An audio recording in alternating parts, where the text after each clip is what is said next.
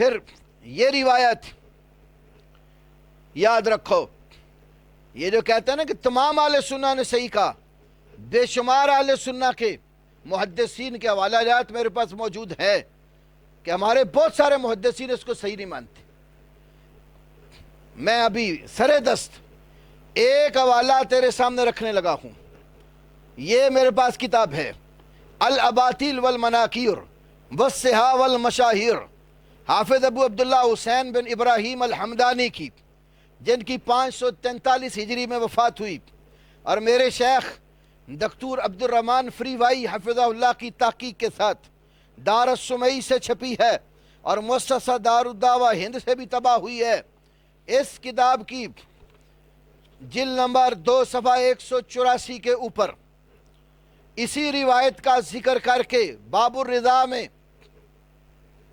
ہمارا محدث تو یہ کہہ رہا ہے ھذا الحدیث باطل، یہ روایت باطل ہے۔ کس منہ سے دعویٰ کرتے ہو کہ اہل سنہ اس کی صحت پر متفق ہیں؟ یہ واضح طور پر لکھا ہوا ہے کہ یہ باطل ہے۔ اور تفرد بہ محمد بن اسحاق، اس روایت کے بیان کرنے میں محمد بن اسحاق اکیلا ہے۔ وفی اسناد ھذا الحدیث بعض الاضطراب، اس حدیث کی سند کے اندر کچھ اضطراب واقع ہوا ہے، کیونکہ یہ حدیث عبداللہ بن ابی بکر سے امام مالک نے بھی بیان کی ہے،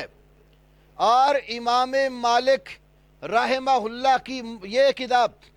جو اہل سنہ کے ہاں معتبر سمجھی جاتی ہے، موطا امام مالک، جو نسخہ میرے پاس ہے فؤاد عبد الباقی کی تحقیق سے، صفحہ نمبر 474 کے اوپر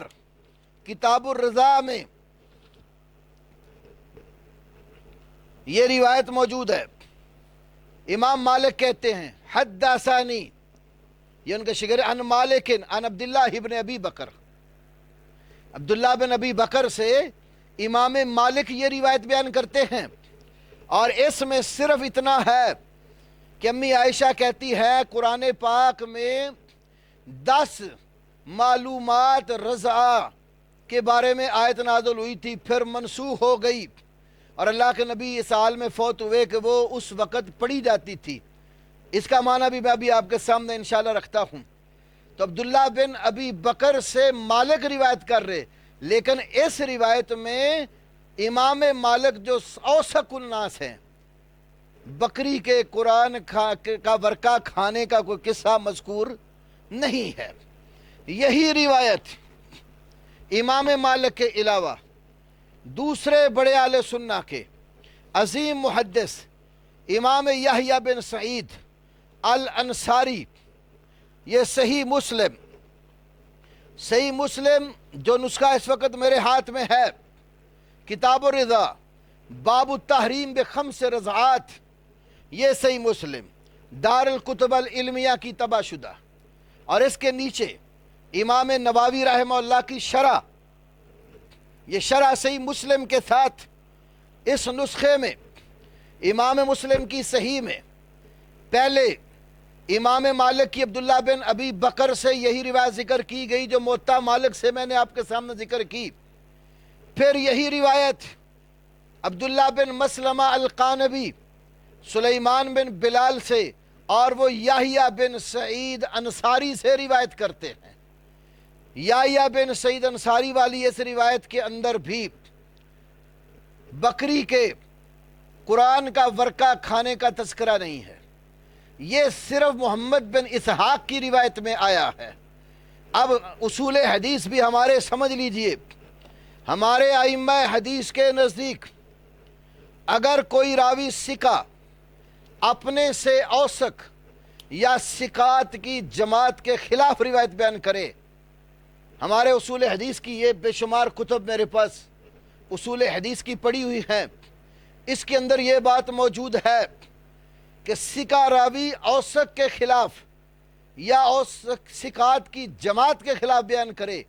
ثقہ راوی کی روایت شاذ ہوتی ہے، اور شاذ ہمارے ہاں ضعیف روایات کی اقسام میں سے ہے۔ ہمارے مدارس کے طلبہ ابتدائی بچے بھی جانتے ہیں، مخالفت الثقاتی لمن ہوا اوثق اب الثقات فہو الشاذ، ثقہ راوی ثقات کی جماعت یا اپنے سے زیادہ ثقہ راوی کے خلاف بیان کرے تو وہ روایت شاذ ہوتی ہے، اور شاذ یہ ضعیف کی قسم ہے، کیونکہ صحیح کی ہمارے ہاں شرط یہ ہے کہ شاذ نہ ہو۔ 5 اصول حدیث میں محدثین کے ہاں صحیح روایت کی شرطیں ہیں، اس کی سند متصل ہو، ہر راوی عادل ہو، ضابط ہو، اور اس کا متن شاذ اور معلول نہ ہو۔ تو شاذ ہو تو روایت ضعیف ہو جاتی ہے۔ تو یہ محمد بن اسحاق کے مقابلے میں امام مالک، امام یحییٰ بن سعید الانصاری، یہ دونوں ان سے زیادہ پختہ ہیں، اور ان ثقات کی روایت میں یہ قصہ نہیں ہے، صرف رضاعت کے حوالے سے آیت کے نزول کا تذکرہ ہے۔ اور یہاں پر الاباطیل والمناکیر کے صفحہ 185 جلد دوم کے اوپر بھی امام حافظ ابو عبداللہ حسین بن ابراہیم الحمدانی نے یہ بات ذکر کی ہے، مالک کی روایت بھی بیان کی ہے، اور ابن ماجہ والی روایت لائے ہیں، تو بیان کرنے کے بعد کہتے ہیں وَمَالِكُ اثبت عند صحاب الحدیث میں محمد ابن اسحاق، امام مالک محدثین کے ہاں محمد بن اسحاق سے زیادہ ثقہ ہے۔ تو جب مالک نے اور ثقات نے جو روایت بیان کی اس میں یہ نہیں ہے، تو یہ محمد بن اسحاق کے شذوذ میں سے ہے، شاذ روایت ہے۔ اسی لیے مسند امام احمد جس کی تحقیق شیخ شعیب ارناؤت رحمہ اللہ کے اشراف میں ہوئی اور 52 جلدوں میں طبع ہوئی، اس کی جلد نمبر 43 اور صفحہ نمبر 343 یہ میرے سامنے کھلی ہوئی ہے کتاب مسند امام احمد۔ یہی روایت جو ابن ماجہ میں ہے، مسند احمد کے اندر بھی ہے،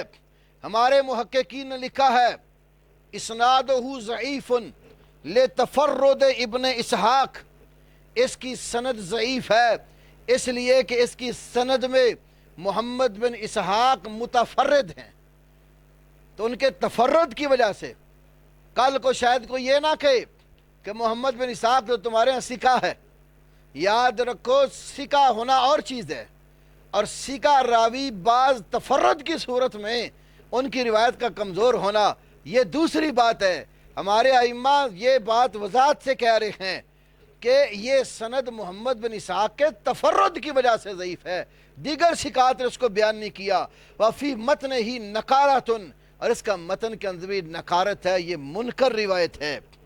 کیونکہ مالک کی جو روایت میں نے آپ کے سامنے پیش کی وہ موطا امام مالک میں بھی ہے، امام شافعی کی مسند جلدوم صفحہ 21 پر بھی ہے، صحیح مسلم 1452 نمبر پر بھی ہے، ابو داود 2062 نمبر پر بھی ہے، ترمذی 1150 نمبر پر، نسائی کی سنن مجتبہ جلد 6 صفحہ 100 پر، مسند دارمی کی 2253 پر، صحیح ابن حبان 4221 اور 22 نمبر پر یہ روایت امام مالک رحمہ اللہ کی سند سے موجود ہے، اور مالک کی سند سے اس روایت میں کہیں بھی یہ بکری والا قصہ نہیں ہے۔ اسی طرح سنن سعید بن منصور میں 976 نمبر پر، صحیح مسلم 1452 کے میں، اور المنتقى ابن الجارود 688 نمبر پر، امام دارقطنی کی سنن جلد 4 صفحہ 181 پر امام یحییٰ بن سعید الانصاری والی روایت بھی موجود ہے۔ اور ان دونوں روایات کے اندر جو اوثق ہے ابن اسحاق سے، یہ بکری والا قصہ نہیں ہے، کیونکہ محمد بن اسحاق تفرد کی صورت میں قابل احتجاج نہیں ہے۔ یہ میں اس سلسلے کا ایک دوسرا حوالہ آپ کے سامنے رکھتا ہوں۔ امام ذہبی ہمارے ہاں ائمہ جرح تعدیل میں ایک خاص مقام رکھتے ہیں۔ یہ میرے ہاتھ میں امام ذہبی کی کتاب ہے سیر اعلام نبلا جلد نمبر 7، سیر اعلام نبلا جلد نمبر 7 صفحہ نمبر 41، محمد بن اسحاق کے بارے میں امام ذہبی اپنا خلاصہ لکھتے ہیں وَأَمَّا فِي حَدِيثِ الْأَحْكَامِ فَيَنْحَتُّ حَدِيثُهُ فِيهَا عَنْ رُتْبَةِ الصِّحَةِ إِلَى رُتْبَةِ الْحَسَنِ۔ محمد بن اسحاق کی روایات جو شرعی احکام کے حوالے سے ہوں، اس میں اس کا رتبہ صحت سے حسن کے رتبے پر، صحیح سے نیچے آ جاتا ہے حسن کے رتبے پر، لیکن الا فیما شذ فیہ، مگر جس میں محمد بن اسحاق نے شذوذ اختیار کیا ہو، شاذ ہو، فَإِنَّهُ يُعَدُّ مُنْكَرًا، وہ روایت منکر شمار ہوتی ہے۔ هَذَا الَّذِي عِنْدِي فِي حَالِهِ، یہ محمد بن اسحاق کی حالت میرے ہاں ہے، تفرد کی صورت میں، شذوذ کی صورت میں اس کی روایت شاذ اور منکر ہوتی ہے۔